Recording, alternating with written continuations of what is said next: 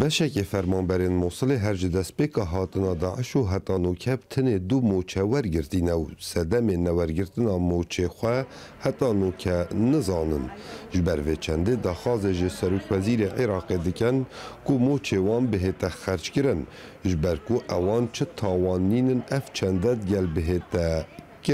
مناشد رئيس الوزراء لدما ام سركفتنه د شر دجي داعش تينن نقشه او پشتوانی بو هند کمالا کم بکن امریکا و آلیکاریان را بگره لی اوه به واتا هنده ناید راگرتنا تواهی پشگریه. مناشد السيد رئيس الوزراء از داخواز سروک وزیران دکم موچا ما یابری بودم 3 سالان بدن و پشتی ورگرتنا ریپیدان اولهیه بتن موچا نهو ده داینما از نزانم بوچی موچا ما هاتیه برین. هر وصا فرمانبرین موصله بریکا چاوک کامیرا دنگ امریکا دیارتکن کو اوان لدسپیک پیرابون امنی دیل هاتی نکرن و ناو وان هاتیه لیدان لسر کمپیوتری و چه تاوان لسر در نچوینه لو مافر موچه وان بهت خرج کرن. تحررنا امروجا 28 مها 11 هاتن آزاد کرن و موچه مها 8 و نهان هاتن دسپیک کرن و تا نها او هاتن راوستان ام نزانن سدم چنه ام خودی مالباتن و ام جبن دست داعش بطاقت درکتن ما تشتکنین ام پالا خواه بدنه